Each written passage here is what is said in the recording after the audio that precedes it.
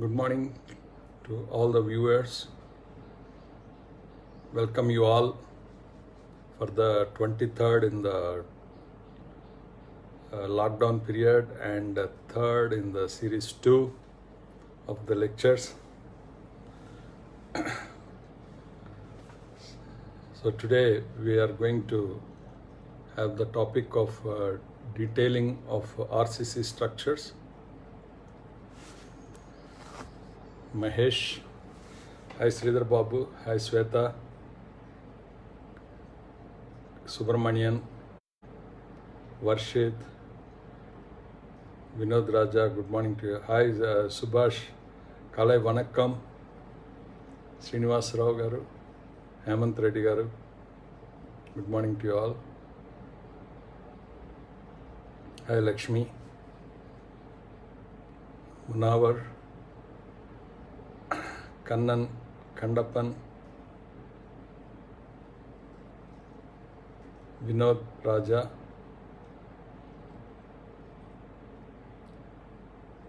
Safwan Muhammad, hi Abdul Kalam, good morning Subhashi, good morning to you all.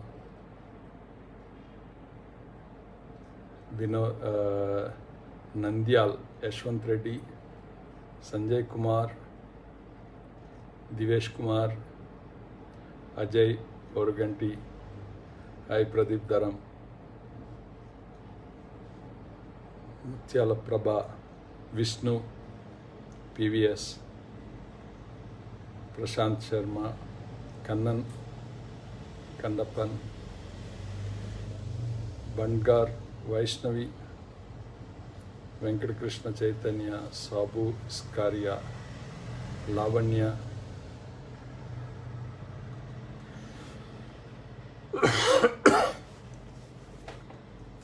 Rajkumar, Raghu Iyer, good morning, Veera Reddy, Subramaniam, Avla. Vast, 230 slides I have to cover. Good morning, Kamis Ravaru. Namaste. Subramanian Dev. Actually, this lectures preparation is reminding me of my engineering exams time. Believe me, for this topic, I had to spend 11 and a half hours yesterday and today. Ravi, Hosmani, Vinayak Dev, Raghavendra, Bastikar, Jay Chandur, Ranga Satam, Vinod Kumar, hi Satyapal, hi Piyush Patil, Raghavendra, Raju John, Mahabaleshwar, hi Sai Veda, how are you? Jagdish, hi Jagdish, Ravindra Babu, Ganja, Inam Hassan, Venki Banotu, Ashok Sharma, Ganesh Nimje, Amit Rangire, Sairam, Bada Sahib Deshmukh, Manjunath Patil, Radhani, hi Srinivas Gupta Garu, good morning to you all.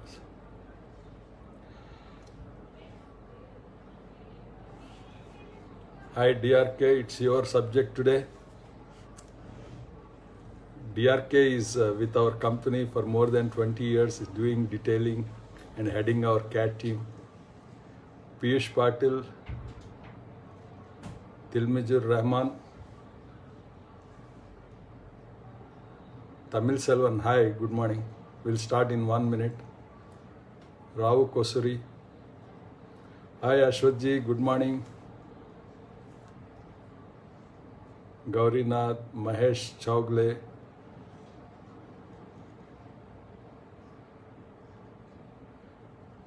Sai Ram, I don't know, I didn't see KGK Garu. He sent me message 20 minutes before, but I didn't get his message here. He's a regular attendant, is 70 plus in construction industry. Krishnakant Reddy, Syed, Pradeep D, Sumadra Group, Gaurinath, hi. Hi Bhujangravar, good morning. So we'll start now, it's time. Detailing of RCC structures, the most challenging subject as far as I'm concerned.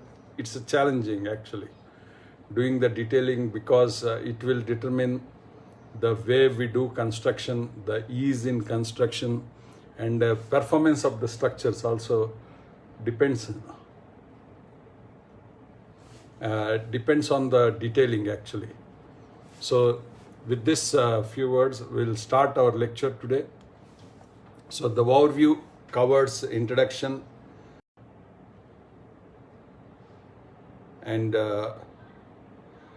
foundations, shallow and deep, and columns, beams, slabs with post-tensioning composite, and staircases, and retaining walls, very important.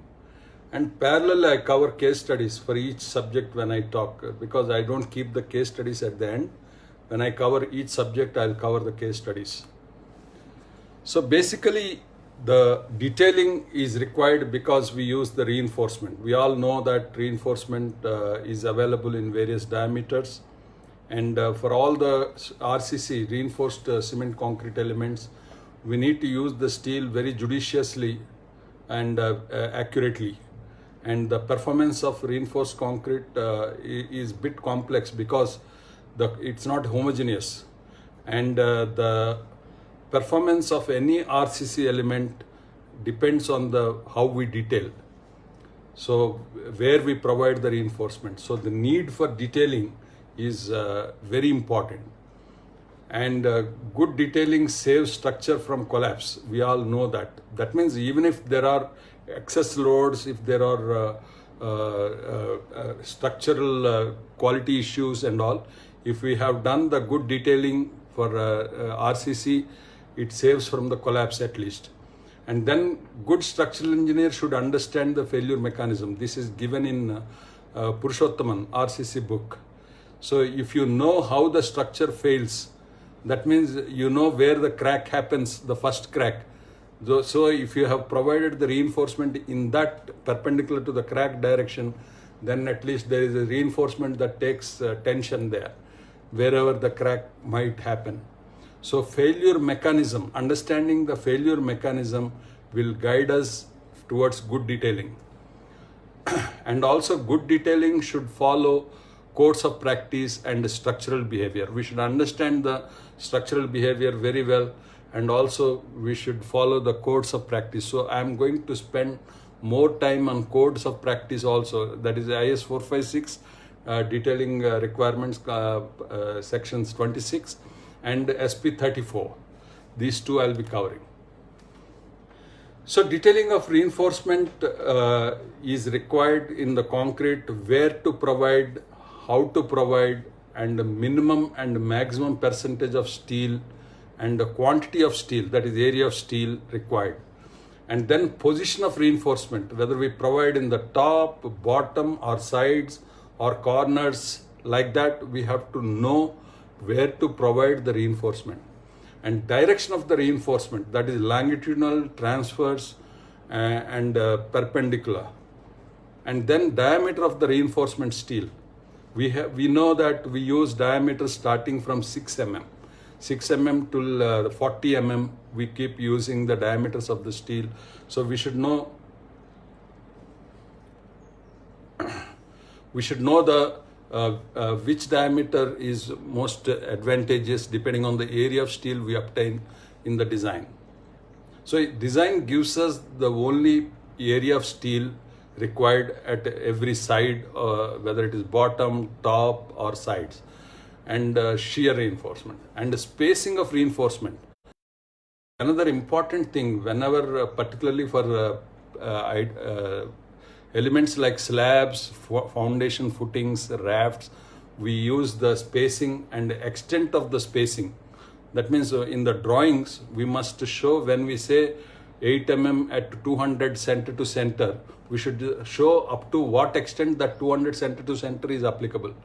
And similarly, stirrups, when we show the spacing, 8 mm two-legged stirrups at 200 center to center, whether you want it for the entire beam or for a specific zone. So you must show the arrow showing the extent of the spacing. And then end termination of reinforcement. It is not that we leave the rebar straight just like that. So there are provisions defining the anchorage of the end termination of the reinforcement. And there is always a big confusion between the definition of lap and development length. So splice and development length, or splice and lap. Lap is the one where there is no calculated stress, but you want to continue the reinforcement. There is a provision called 12D or 200 mm. So whichever is greater, we should follow that. That is called lap. That means there is no stress, but we are providing reinforcement for temperature or hanger bars like that. So there we can use the lap provision. Wherever there is a calculated stress, we have to provide the development length. So this we should have the clarity. Development length LD we call, and lap is just lap. And cover to reinforcement, this is the most important thing. Particularly the IS 456-2000 has clarified clearly on why cover is required, and cover requirement is there for development of bond for the rebar and protection of reinforcement from corrosion and protection of reinforcement from fire, because steel is poor in handling fire. So there are cover requirements defined for fire also. So we should know wherever we have reinforcement that is not on the edge of the concrete, there is a distance, minimum distance is 20 mm, we all know, and we have 25 mm for walls, we have 40 mm for the column, and we have 50 mm for the footing. This is for the normal exposure. Next is we have different types of reinforcement which we use in, so we have tension reinforcement, we have shear reinforcement, that is stirrups, we have compression reinforcement, that is in doubly reinforced in beams and columns, and we have torsion reinforcement. Torsion reinforcement will go with the shear, tension and compression only, but we'll calculate separately what is the reinforcement required. What is the reinforcement required for torsion, and add it to the tension and compression and shear reinforcement. Next is the side face reinforcement. There is something called side face reinforcement. This terminology we use for deep beams, the deep beams which are more than 750 mm depth, and also the machine foundations, where we have in foundations, machine foundations, where particularly there is a dynamic load, we should not leave any concrete surface without reinforcement. That is called side face reinforcement or skin reinforcement. It is also called skin reinforcement. And then ties. Ties is the terminology we use in columns. It is particularly to confine the concrete. We have the compression reinforcement, and as we all know, reinforcement has got very less capacity in buckling. So to prevent buckling, we provide this tie. That's why we call it tie. It's not stirrups. So we have to use the ties for the columns, and we'll discuss about those provisions. And temperature reinforcement. This I keep talking when we talk about terrace or roof slab. We have to provide the temperature reinforcement to handle the temperature stresses. So next is, now we are going into the elements. Please be alert. I will not see your queries, anything, because I have to run now. I have exactly every minute 5 slides I have to cover. So please be alert, and I will be running fast. I will not look at the Facebook page at all. So spread footings. We have square, rectangle, circular, and continuous. The detailing provisions vary, and raft foundations. And the spread footings, we have spread superimposed load of a wall or a column over a larger area and used where loads are light or there are strong shallow soils. That means a good bearing capacity. And we have single column footing, we have the stepped columns or footing, pad footing, and then sloped column footing or simple wall footing, strip footing, stepped wall footing, relays foundation.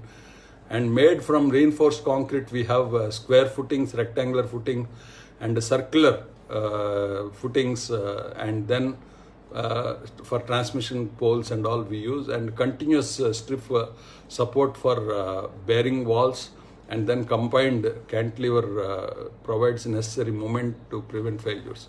So this is the single footing, square footing, and stepped footing, and sloped footing.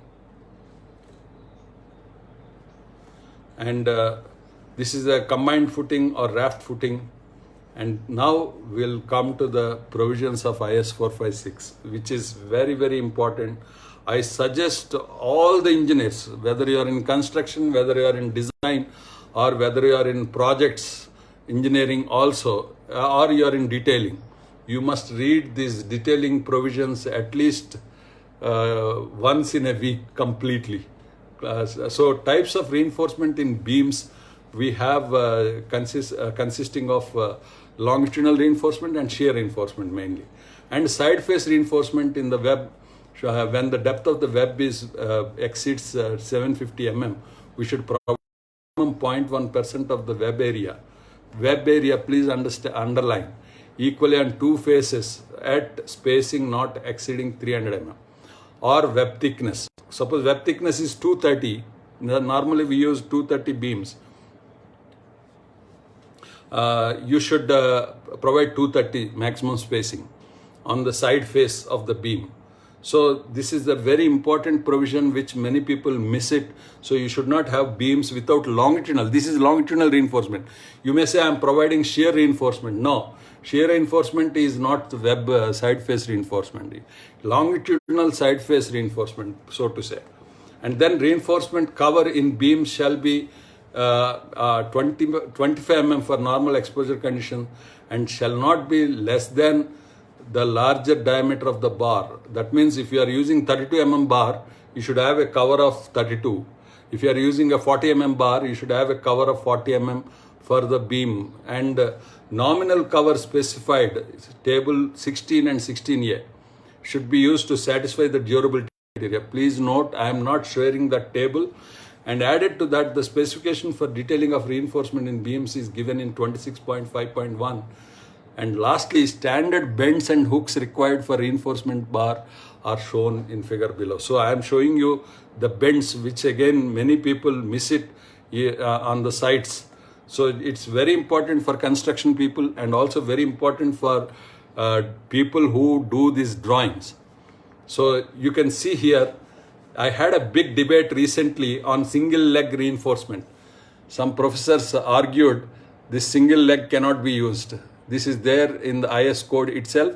So single leg can be used in the ribbed type of slabs. So single leg also is a stirrup. Please note, single leg is also a stirrup.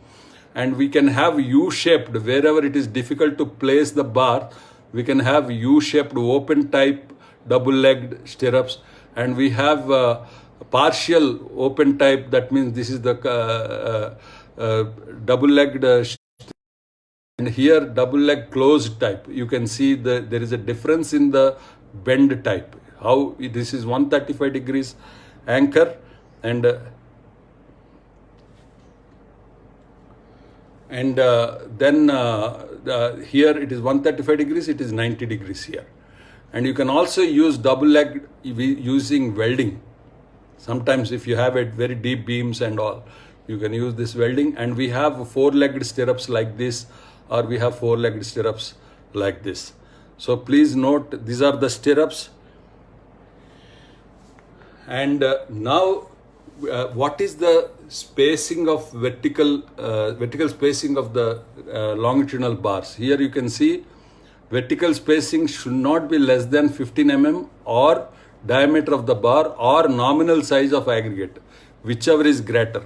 Suppose we are using 20 mm aggregate, so minimum should be 25 mm preferably. And if you are using 32 mm bar, it should be 40 mm preferably here. The spacing, vertical spacing, that means whenever we use 2 layers of reinforcement, there should be a minimum gap of 15 clear, please note. And then we have this horizontal spacing. When we have 2 bars, diameter of the bar or nominal size of aggregate plus 5 mm. So if you are using 20 mm aggregate, you should have 25 mm clear. Or if you are using 32 mm bar, you should have 32 mm clear spacing.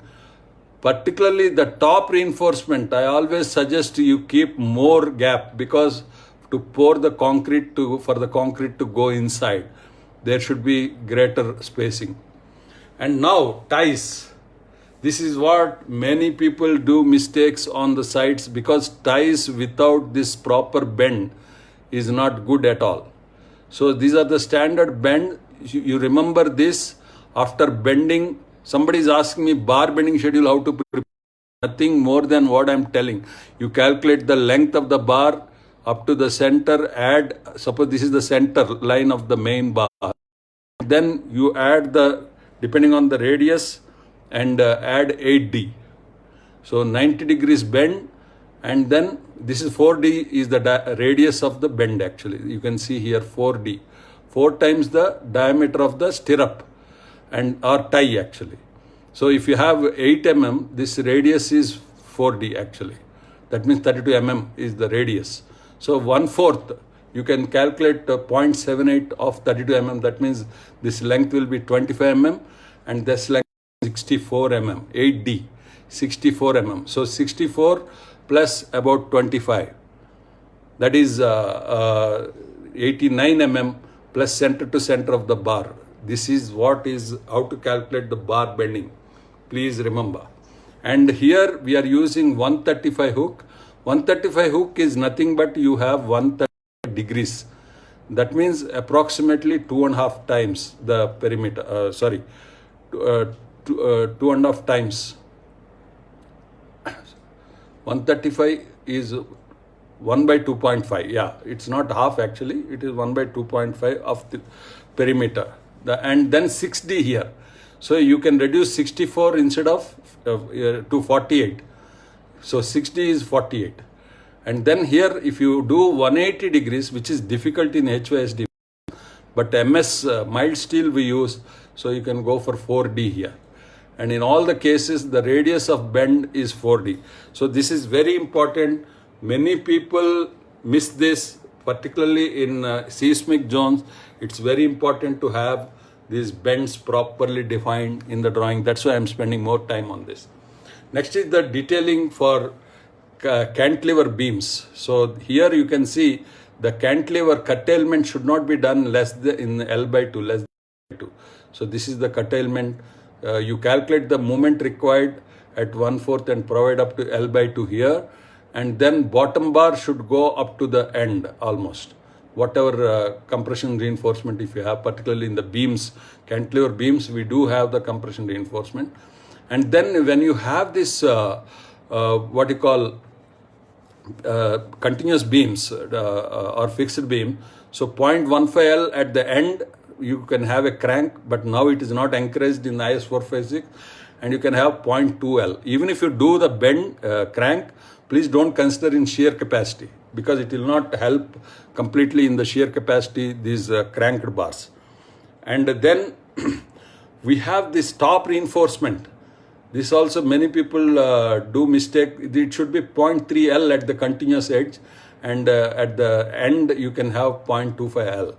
More you must draw the bending moment diagram, and from the point of contraflexure, this top reinforcement should have anchorage minimum. So curtailment of reinforcement I have shown. Just anchorage length required for main reinforcement in tension and compression is shown in that figure. So now here, development length. This many people do a mistake. Actually, you must provide LD from the face of the column and provide the L bend. So you must see this, and if you have enough depth of the column, the anchorage LD, if you can leave it like this in the tension zone. And then anchorage length in compression in columns particularly. So you can see for M20, M25 and M30, I've given approximate, but you have to calculate. There is a formula given. For tension it is 47D, and M25 it is 40D, and 38D for M30. And for compression it is 38D, 32D and 30D. Please don't go by this, it's only a guidance. You have to consider the Fy of the steel and concrete grade and calculate the allowable development length depending on the diameter. So next is 26 clause, requirements governing reinforcement detailing of same type and grade shall be used as main reinforcement. Please remember, reinforcing steel of same type and grade. You cannot use 550 grade one bar and 500 grade another bar. Use the main reinforcement in all the structural members. However, simultaneous use of two different grades of steel for main and secondary reinforcement respectively is permissible. That means you can use main reinforcement 550 grade and secondary like stirrups and all, or side face reinforcement, you can use 500 or 415 and stirrups. Maybe arranged or in pairs in contact. That means you can bundle the reinforcement. The spacing provision, even for cantilever beam, development length is same for tension if it is in tension and compression if it is in compression. So the calculated tension or compression in any bar at any section shall be developed on each side of the section. That means if you calculate the tension at one point, you should have in two sides of that point, you should have the development length for the calculated stress. It is not that full development length is required every time. Suppose you are not utilizing the full capacity of the bar, then you can reduce this development length to the calculated stress. So the formula is given, LD is equal to 5 into phi sigma s by tau BD. Actually, I could not type that tau and also I used this phi. So phi is the nominal diameter of the bar and s is the stress in the bar at that section, and tau BD is the allowable stress, design bond stress, tau BD. So this is the thing, you can use this formula and calculate the development length required. Whatever I have given in the previous table is for the full utilization of the stress. That means 0.87 Fy. Here you can calculate for the actual stress in the bar. And the bars bundled in contact. Suppose in columns particularly we use the bundled bars where we cannot provide the spacing required. So when you use the bundled bars, you can the development length of each bar of the bundled bar shall be that for the individual bar. Increase by 10%, you have to increase the development length if you are using for 2 bars bundled, and 20% you should increase for bundled bars, and 33% for 4 bars. So this is the very important provision. Please remember when we use the bundled bars. And anchoring of the bars in compression and anchoring of the bars in tension, hooks I have given. U hook shall be 16 times and 45 degrees it is 16 times. So mechanical devices or anchorages. You can also use the couplers, that is given any mechanical or other device capable of developing the strength of the bar without damage to concrete may be used as anchorage with approval of engineer in charge. That means couplers here. We use our crimping, we call crimping couplers also. We use the threaded couplers, we use crimping couplers. I have used both in different projects. And couplers, mechanical threaded, will be advantageous for any bar diameter more than 16 mm. Next is the curtailment of tension reinforcement in flexure members. So this I will not read because time is running fast, and the excess stirrup area, wherever you use the laps, you should provide excess stirrup area equal to 0.4 BS by Fy, where B is the breadth of the beam and Fy is the yield stress or characteristic strength of the reinforcement. So this is the spacing shall not exceed, these are all the provisions, D by 8 BB. BB is the ratio of the area of bars cut off to the total area of the bars at that section. So these are all the formulas. I am just extract from IS 456, so I am not reading. I suggest you to read this and understand, and if you have any doubts, you can ask me. So nominal cover, for mild condition it is 20 mm, for slabs particularly, and 30 mm for moderate, and severe it is 45 mm, and very severe 50 mm, and extreme condition 75 mm. See, it is going 3 times more for extreme weather conditions or extreme exposure conditions. Please remember this, and you may deviate if required by reducing 10 mm or 5 mm depending on the grade of the concrete. So nominal cover, and for the fire, and then side face reinforcement, this I have explained, and transverse reinforcement in beams for shear and torsion. The transverse reinforcement shall be taken around the outermost tension and compression bars. Please remember, any transverse reinforcement should be taken around. And provisions for detailing, this is ASV by BSV, which is for shear reinforcement minimum is equal to 0.4 by 0.87 FY. So this calculation you should do for the stirrup calculation. Otherwise you can use SP16, where we calculate the tau V, that is the actual stress, minus tau C is tau V S divided by D is the figure for which you have the spacing and diameter table in SP16. You can use that. Distribution of torsion reinforcement. Here, when a member is designed for torsion, particularly those who are using cantilever brackets from the main beam,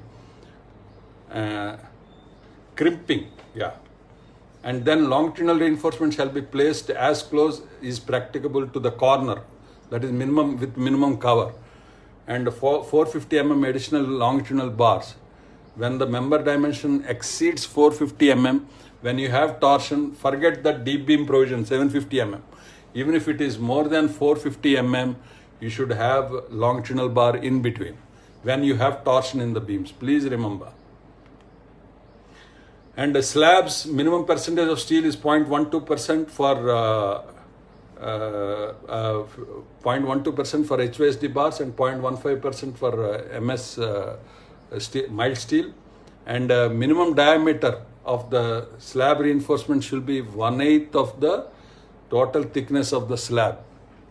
1/8 of the diameter of the reinforcement bar shall not exceed 1/8 of the thickness. That means if you are using 100 mm slab, your diameter of the main reinforcement should not be more than 12 mm.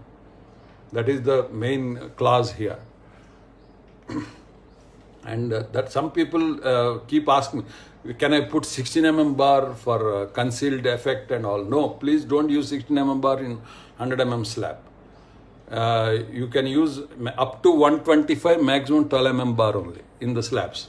125 thick slab, you should not use more than 12 mm. And reinforcement, concrete having helical reinforcement shall have at least 6 bars. In all circular columns, you should have minimum 6 bars, and square columns minimum 4 bars. I'll run bit fast now. It is taking longer time. So we have these footings. Here it is very important, when you have a very long column above this footing, you can use the dowels and you can provide the lap length, development length. And here the minimum depth of the footing, including the pedestal, should be 32 times the diameter of the bar. Here you can see 30D, 300 mm minimum for the horizontal thing. And lap length, the overall this length should be development length for the bar, which is calculated for the stress in the bar here. And then edge reinforcement. There is a note given for this edge reinforcement. I have seen recently in very big projects, some consultant has not given this bend here. I've told them to change it. So you must have a L bend at the end in any footing after giving the cover also. So it's very, very, very important. Please note this. And then you must have the confinement reinforcement here for this footings. Many people don't provide this stirrups here. It's very important. So you can follow all these provisions, 50 to 75 mm from the top of the footing, and then from the bottom after leaving the cover, you should provide this. And in the plan, you can see this is the extent, it is called. This is the bar. We show this is the extent line, and you should provide from cover to cover here, and spacing you can mention here. And whenever you have footing offset, you should have minimum 25 mm for the footing offset.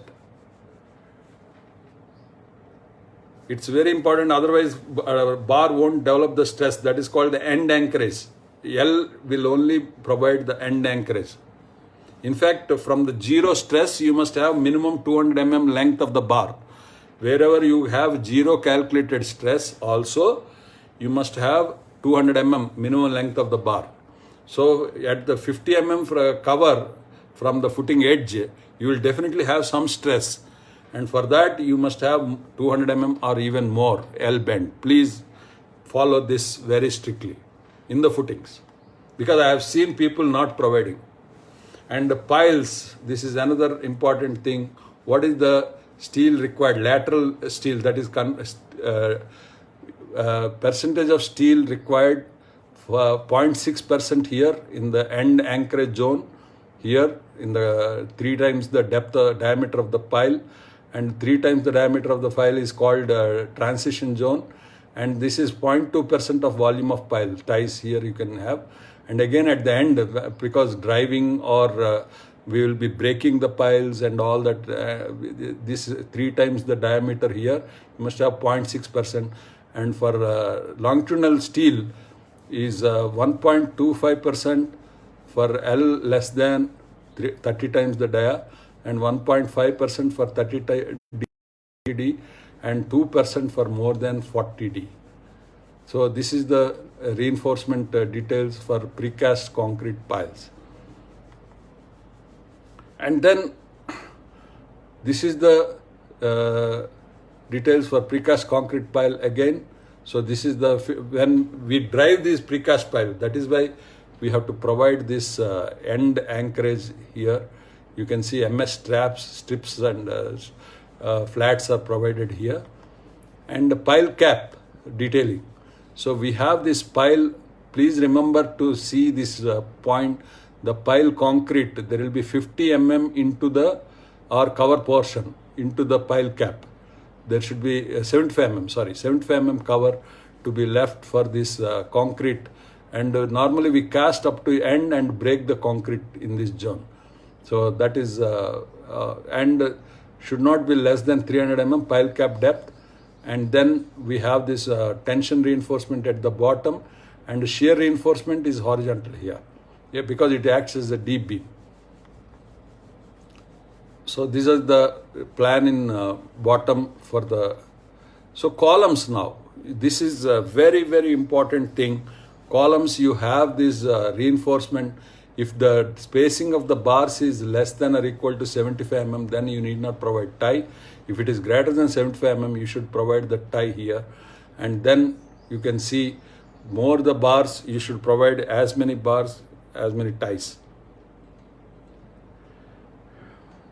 Welding should not be encouraged for height HVSD bars. We should use special welding if it is required, and it should be designed also. And you can also use this kind of diamond ties and or cross ties like this. And when the larger columns are there, we can use 2 ties like this, but they should be overlapped. And you can see the ties are provided for all the bars are tied effectively. Here you can see 4 ties. You can use like this, or you can use the 3 ties like this. So this is a very important, many people miss this. You cannot leave any longitudinal bar having spacing more than 75 mm without a tie, because this will determine the performance. We have seen in Gujarat post-earthquake, many columns failed because of lack of these ties. So this confinement is very important, otherwise it will spall and fail. These are the other column details like I-shaped, L-shaped and rectangular. So you can have this kind of detailing also. 3 ties here and 2-phase reinforcement. And the spacing should not be more than 300 mm. So you have to provide ties for all the bars. We have to provide ties for all the longitudinal bar. You can see there is no longitudinal bar left without tying. Only when the spacing is less than 75 mm, you can avoid tie. Here you can see, here it is very close, so they have not provided tie for this bar. So this is the column beam junction. This many people have the doubt. So the beam, you can have a bar inside and outside bar and provide the lap here. This is as per SP34. So beam column junction, you can see here clearly, there is one bar going inside the column bars and another bar, outer bar joining and having the lap. So this is possible for the beams. And columns should have the ties within the beam column junction also. So here it is beam column junction at the end. So this column bar will be terminated here and beam bar will be terminated here and bottom beam bar. Yeah, this is another, whenever you have earthquake or wind governing, you must have bottom, because there will be a stress reversal, you must have the LD for the bottom bar also, LD in compression for the bottom bar. And column ties as per the earthquake detailing, 13920. So this is the detailing of the beam reinforcement and column continuing. And this is the end column into the slab in flat plates or flat slabs. So you can remember, this is how this bar will go here and this bar will go here. And you provide a U-shaped bar like this. And you can terminate some bars like this. So this is the lap provided for U bar so that the stress transfer from the slab to column happens properly here. You can avoid a beam, it is not called a tie, it is called stirrup only. Stirrups, if you provide from the face of the column, from the 25 mm from the face of the column, you can provide first stirrup of the beam, and you must have another stirrup within D/2. So this is very important. D/2 is depth of the beam, and inside the column, beams need not have the stirrup, but column should have the ties. Please remember this. And this is the corbel. So in corbel, you have the compression like this and tension like this. Because of this, we provide horizontal reinforcement. And beams, continuous beams, you have the end reinforcement. You can see 0.15L, 0.25L, and 0.25L, 0.15L at the continuous end. So this is for the continuous beams. And when you have simply supported beam, you can have the hanger bar terminated like this. No anchorage is required. And this is a simply supported because it is resting on the wall. And bottom bar reinforcement, it has to be 0.08L. And 100% at the span, and 50% reinforcement you can curtail at 0.08L, almost 10%. And this is the staircase detailing. You have the support here, you must have the top reinforcement. This is scissor reinforcement. And when you have support here, you must continue the bottom bar like this. And another 50% bottom bars go to the top. And this top bar will have the anchorage here, 150 mm lap here. So this is the very important detail. This also I come across many people doing mistakes. So please follow this SP34 and figure 10.4. And this is a simply supported flight. That means when you have end support, you can have this scissor only. Don't need for top reinforcement. Here also there is no top reinforcement because it is simply supported. So you can have the detailing like this when you have end supports only. Please note this. And this is a stringer beam. Again, scissor reinforcement and extra bar for stress concentration. And here also it is scissor reinforcement and extra bar for stress concentration here. So this is very important to be followed. So this is the end beam end. You can see here earthquake detailing. We have provided the end L bend for both the bottom bar and the top bar. and you can provide, you have to follow these provisions of 13920 for calculating the stirrup, but not greater than 25 mm spacing of the bars. So if your strength requirement is not governing, if spacing requirement is governing, you can go for lesser dia of the ties. But tie is important. 6 mm also you can use the tie, but tie is important. So this is also columns, shear reinforcement up to 2 times D. You must have the maximum shear criteria, stirrups, and then you can have greater than not greater than D by 2 spacing of the bars. That means if you have a 400 beam, the stirrup spacing should be 200. So whenever spacing governs, go for lesser dia stirrups actually. This is special confinement I have shown before. This is called the special confinement zone for the columns. If you have attended distressed buildings, I have shown failures in earthquake. So many columns cracked here because of this lack of special confinement.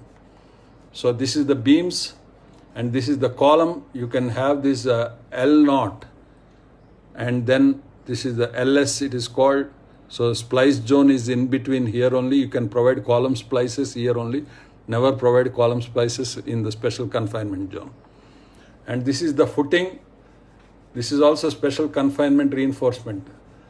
It should be greater than or equal to 300 mm minimum, because there will be maximum stress here. It should not burst depending on the footing design. So these are the footing layout drawings. This also many people, my suggestion is never give central line dimension of the column.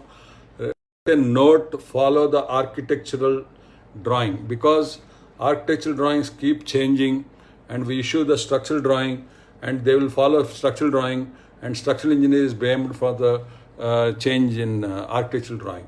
So it's very important, never give dimensions, duplicate the dimensions. Give the reference point, one reference point from 0, 0 of the site coordinates, give the reference dimension, and rest ask them to follow architectural central line drawing. So latest architectural drawing. So don't give the central line dimensions for the column centers. And this is the footing, combined footing reinforcement. This is the dashed is top reinforcement because it is a bottom plan, and the firm line is bottom reinforcement. And then this is the top reinforcement, and the firm line is bottom reinforcement. So you can see cross section. There will be maximum reinforcement here for the top, and for the bottom below the column you will have the maximum reinforcement. So this is the detailing of that bars. So this is how it looks in the site. We can see these column bars spread in the footing in all the directions. This is a very good way of providing the reinforcement. And isolated footings, this is how it looks after concreting. And this is isolated footings and combined footing and wall footings you can see here. And this is the drawing issued.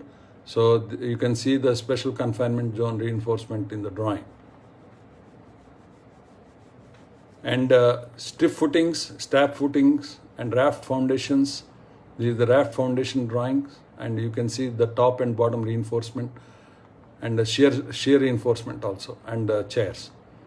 And these are the piles. This is how the pile spiral reinforcement is there.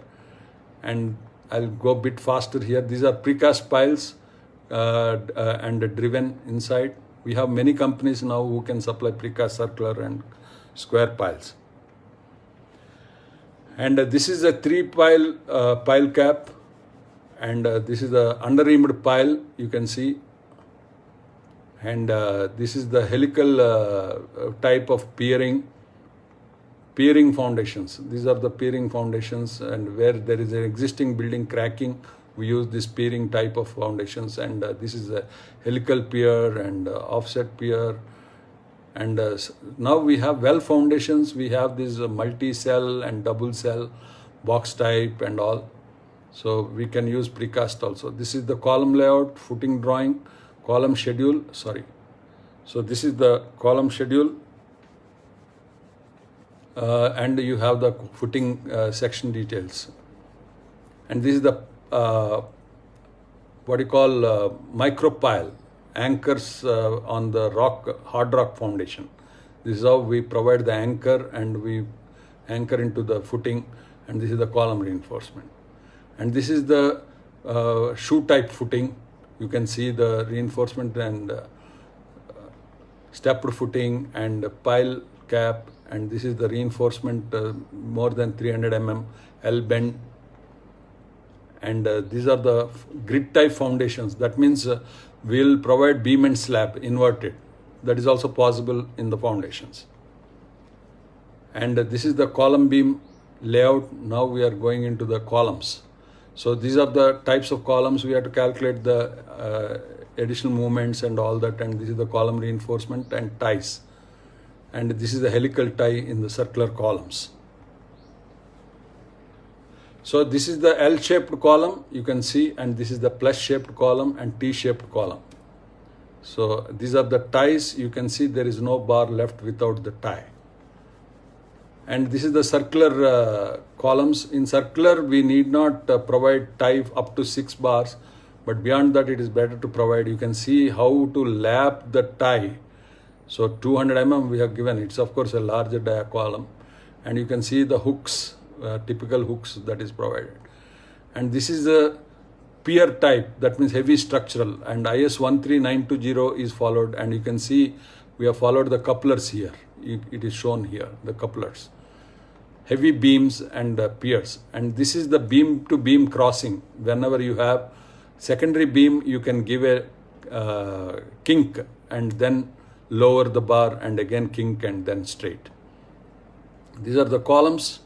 Column beam junction, how it looks. It is always better to have a higher width of the beam sometimes. And then this is the photograph of the reinforcement in the column and beam. This is the congested reinforcement. It's not good actually. I'm showing bad example here. And then this is a good example. You can see better spacing, and always never stagger the long bars because the concrete will not flow down. So always provide bar below the bar. That is a good detailing. And these are the beams and type of beams. We know cantilever, semi-continuous, simply supported, continuous, and propped cantilevers. And this is the reinforcement detailing, 2 times the height of the beam. And here you can see the bottom bar has gone up and top bar has gone down. And these are the brackets. This is the correct detailing and this is the wrong detailing. How to provide the shear reinforcement is here actually. This is the corbels. And then this is the continuous beam. So this is incorrect. That means don't provide span by 4 crank. It is wrong actually. So you have to provide 1.5 times D, the cranking. This is correct detailing. And these are the drawings. You must provide always longitudinal sections. I have seen some people giving just a cross section and schedule span, support and all. Please, in detailing, you must give the longitudinal section of all the beams. That will only give correct behavior of the beams, and site people will understand correctly where to crank, where to curtail, where to provide additional stirrups, where is the cross beam and all that. So T-beams, this is a circular pier you can see, and this is the very heavy eye girders. I section with openings, detailing is there, and this is the longitudinal reinforcement, and at the openings you can see beam and slab, and this is the waffle slabs, and here it is 2-way grid, and this is the waffle actually, and this is the slab reinforcement detailing. You can see 50% of the reinforcement you can take by crank. And the crank distance is 0.1 L. So here it is 0.1 L. And here we have shown main bars, what to do and what not to do. So this can be done. Here actually the main bar is in the second layer. This is wrong. Shorter span bar should always be in the bottom. Please remember this. This also many people do the mistake. So 1-way slab reinforcement and 2-way slab reinforcement and a deck slab. Now it is composite deck. So this is the drawing of a composite deck which we have issued, and this is the photograph of the composite deck inverted actually. This is the concrete and before concreting, and this is the reinforcement before concreting. And this is the slab reinforcement arrangement as per SP34. Here you can see 0.3 L full bars, and 50% you can do 0.15 L. So it's very important. PT slabs, we have arrangement. This is the flat slab. So you must design the drop panel for the entire stress, RCC only. PT is only for dead load, live load we do normally. So this is the profile of the PT tendons.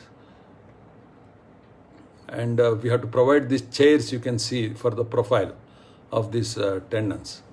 And end anchorage zone and bursting reinforcement. This is very important, bursting reinforcement, because we induce the maximum stress at the end when you are stressing this tendon.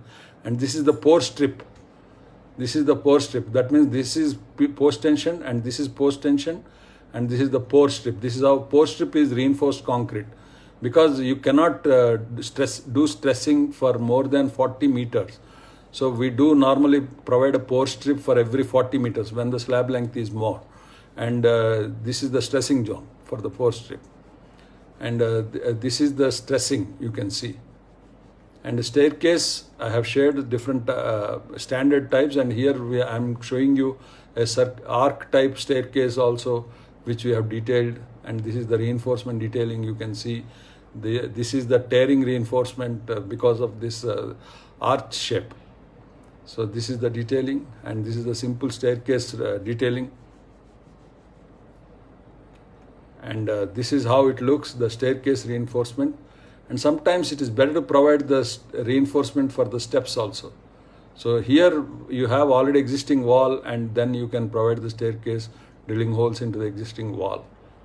And here you can see for the steps also we are providing the reinforcement. 1 number 10 mm dia. And this is sawtooth staircase. You can see the stirrups are main reinforcement here in sawtooth staircase. The whatever area of steel required for the main reinforcement will provide like stirrups. And this is the stringer beam. And this is the staircase detailing. And elevated water tanks, we have different types: circular hinge type, circular flat slab type, and rectangular elevated water tanks. And the circular hinge type and circular flat type. And flooring, this is another important thing, where to provide shrinkage reinforcement in the flooring. It should be 25 mm from the top. No need for bottom reinforcement in the industrial floors, please remember, in industrial floors. So here we have done it. You can see the finished floor and the layout plan, the joints. These are all the different types of joints we have shown. So we have expansion joint, we have the construction joint, we have the transverse joint. Details I shared, you can refer to these details.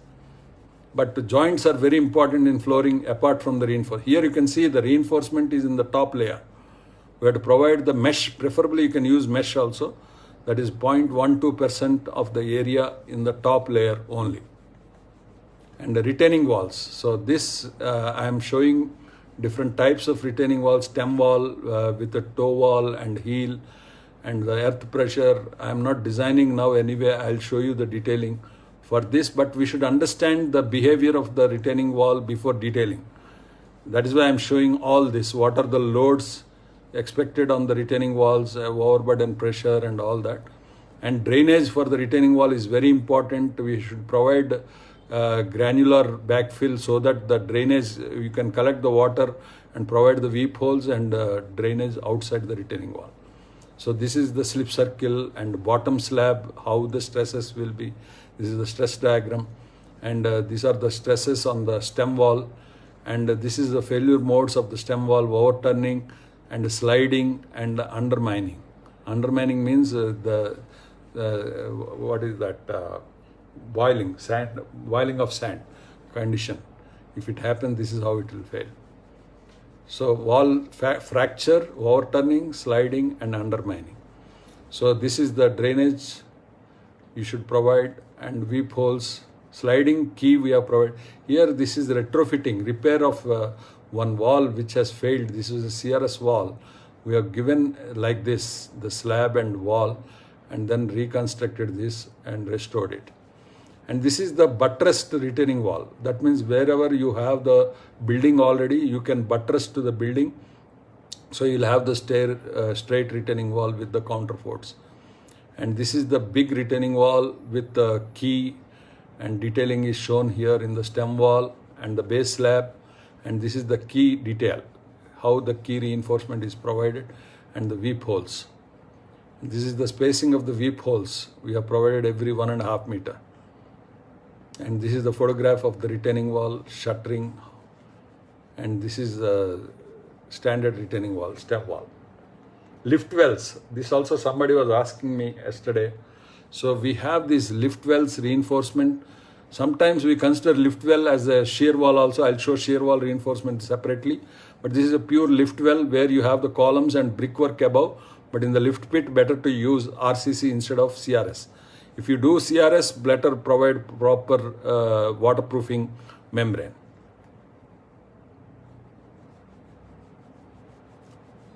Detailing of the lift machine room, that is above the terrace slab. And this is the lift pit reinforcement. And this lift pit slab, base slab. And this is the lift pit drawing. You can see the corner reinforcement detailing of the lift pit. Here the column is starting from the lift pit. And this is the photograph of the lift pit, you can see. So 2 faces reinforcement is there, and bottom slab reinforcement. And this is also designed for the transfer of the loads.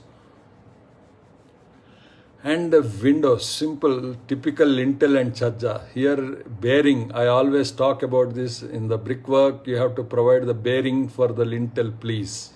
Enough bearing, and preferably concrete block, solid, or. And this is the chajja detailing. We are all forgetting, you have to provide the chajja reinforcement. You see a lot of cracks in near the chajja lintel and above lintel because this is the torsion reinforcement in the beam for the lintel chajja. Please don't ignore this small element. It is also very important in performance, so to avoid. Now shear walls.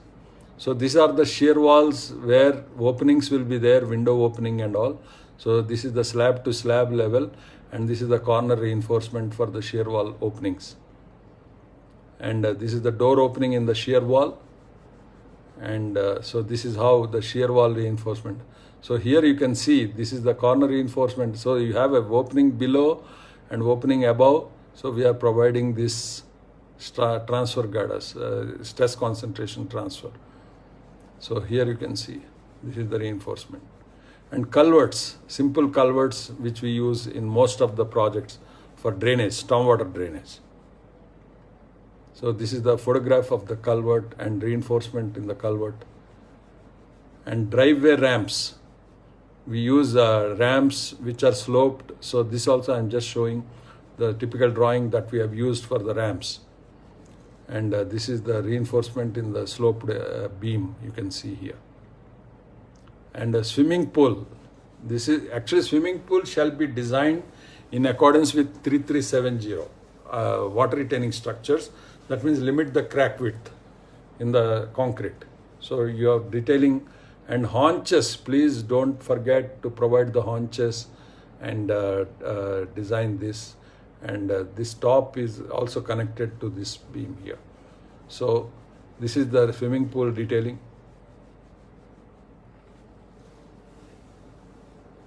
And these are the wash basin. This also many people miss. So I'm giving kitchen top and bathroom top slabs also. You have to detail properly. These are most occurring. Next is the expansion joint.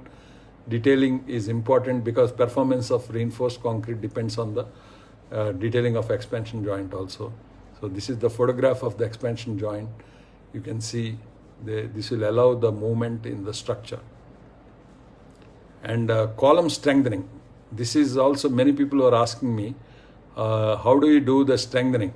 That means existing column and extra reinforcement will go into the footing like this. And this is the shear lugs. Actually, we drill holes into the column and put the shear lugs with the non-shrink grout and provide the reinforcement inside. This is to confine the new reinforcement. So this is the photograph of this column strengthening, you can see. So this is drilled into this pedestal and tied to the column. This is a closer view of the photograph. And this is the footing strengthening. This is the actual photograph we have done. So you can see we have made rough surface of the existing footing. And the column here is carbon fiber, actually, you can see. And then we have this reinforcement above the footing, and new footing is done. Finally, the damp proofing course. So this is bitumen mastic plats, bitumen felts, or concrete. You can use rich concrete or mortar or brick even. So this is the damp proofing course above the plinth level, and we are missing these damp proofing courses. That's why we are getting dampness in the building. So it's very important to follow damp proofing course. So this is the on-site concrete is being done as a damp proofing course. So thank you very much. I had to run fast because I had to cover 230 slides in 1 hour. So now I'll take questions. Retrofitting. This is also a misused word many times. In fact, retrofitting is the word used to do strengthening when the design basis has changed. Repair or rehabilitation. Rehabilitation is for the damage done already. We rehabilitate the structure. Repair is the one where there is a problem in the construction or quality issues, will repair. How to distinguish fixed support and hinged support. I've shown you one detail in the slab where the column reinforcement will go like this. That is hinge actually. If it goes like this, then it is fixed actually, the moment transfer. So if it is like this reinforcement, it goes out, spreads, then it is fixed. If it grows like this, if it crosses the reinforcement, then the stress crossing, then it is hinged. Many providing reversed cranked details for in raft. What is the reason? Reversed crank? Yeah, crank position depends on the shear actually, because raft is a reverse loading. You will get a crank like this. That's okay. Thank you, Subhashji. What is the column strengthening? When we use that, when column capacity is not adequate to take the load, better to have column width more than beam width, at least 50 mm. Yeah, that is also okay. It is preferred to have central beam, but architects don't like it because walls will be outer flush. Explain about temperature reinforcement. Yeah, it is 0.12% of the concrete area, and then you should spread it for the entire area exposed to temperature. If steel grid is provided at top of Tremix concrete floor, how will we fix channels? Yeah, at the channel, at the construction joint, you need not have the reinforcement because it's only temperature steel. It need not cross the construction joints. And in transfer joints, we cut that mesh. It is better to cut the mesh also if required. And then expansion joint in retaining wall. No, will not need not provide retaining wall that is below ground. Need not provide expansion joint. How can we fix the and calculate the slope of ramp?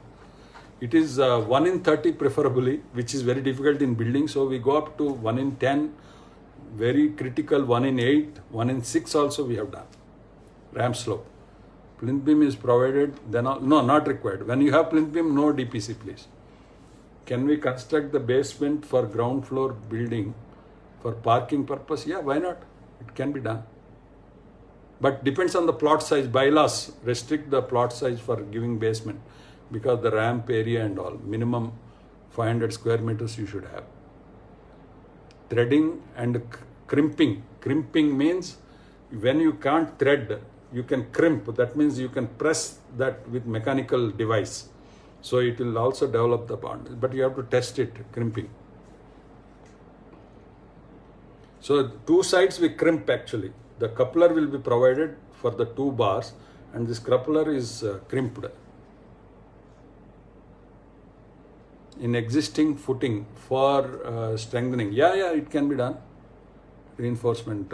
We drill hole and put the reinforcement. Don't forget 32 dia. Thank you, Madhavi. IRC recommends clear spacing between the beam bars as, because IRC means mainly for bridges and all, you will get definitely higher dia of bars and 50 mm is better for bridges. For buildings, whatever I have given is for the building. You need not follow IRC for the building. Grade slab steel is provided at top, but in case of sinking of soil, that is why we provide. The tension will be in the top. That's why you see the cracks if you don't provide reinforcement in the top, in the flooring. Reasons for cracks in joints of columns and beams. Reason for cracks. That means improper detailing mainly. No enough reinforcement. How much development length in column beam junction for seismic effect? It should be for tension actually. Whatever stress calculated. If you don't have calculation, follow 45D. 45 times diameter of the bar. Considered by hammer test or core cutting. Core is always better. Use the core tests done if it is permitted. Otherwise, UPV minimum, ultrasound pulse velocity. IS 456, which confront like size of column and all. See, wherever you are detailing for a seismic earthquake, you must follow 13920 only. If there is a conflict between 456 and 13920, you should follow 13920 only. Difference between T-beams and rectangular beams. T-beam is where we consider, most of the beams are T-beams because we cast with the slab. But when you consider slab in the compression, flange in the compression zone, then you should detail as a T-beam. Otherwise, you can detail as rectangular beam. Ignore the slab if you are not considering compression. What will be the effect at column beam junction when longitudinal bar on one side of the column and one out of the column? I didn't understand clearly. If you can make a sketch, standard analysis software used and manual analysis used for comparison using the same design. You can do manually. Any software has to match within plus or minus 5% if you do correct manual analysis. Provide column bar at 900 mm. We provide column bar. Can I have the details of base slab for hydrostatic pressure? Oh, that is different. That is not flooring. Hydrostatic slab pressure, if you are designing, you should design as a structural slab, please. That provision won't apply. 20 dia you can use coupler. Very economical. How to design isolated footing when all legs into one unit pad and chimney.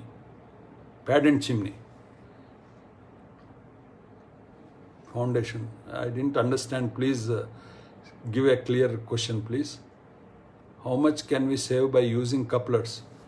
I can't say, but definitely there will be substantial. At least LD now, suppose you use 16 dia bar, 880 mm is the LD approximately. So you will save 0.8 meters of 1.6 kg. That means about 1.2 kgs you will save steel against coupler cost. So 1.2 kg is 100 rupees, let us say.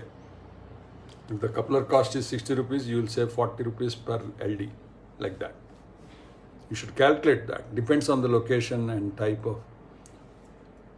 Does all the beam rods pass through the cases of periphery columns? It has to go. And well impressed with your class. Can you download your full PowerPoint? It is there in the Facebook page. Before asking me questions, please see our Facebook page. We are putting all the details in our page for joining WhatsApp group, for joining Telegram, for downloading these PDF files. I'm already stressed, a lot of work I'm doing. Please try to minimize questions to me. You refer to our Facebook page. Column example. What is the percentage of long reinforcement in cast in situ pile? 0.4%, please. 0.4% main reinforcement in the piles. For cantilever beams, balcony have a good format for de-shuttering. Always de-shutter from the support and then come towards the end.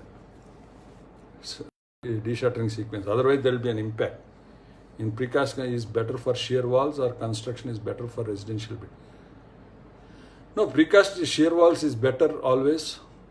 Is there a necessary for staggering when we use coupler? Yeah, even coupler you have to stagger, please. Yes. Explain the process of construction of basement for ground floor building. Any specific questions, please, you can ask me through messenger, please. We'll mention all the details that is me from weight reference, what reference diagrams, SP34. So thank you very much. I think I will close it here and see you tomorrow. Lot of questions are there. I'll try to answer through messenger, please. I need some break now. Thank you very much. Enjoy the day. Yeah, it was a really tough time preparing for this thing because I didn't have IS 456 book or Word format, so I had to copy from PDF. I spent a lot of time editing from the PDF to this. So thank you very much. We'll meet tomorrow. Bye.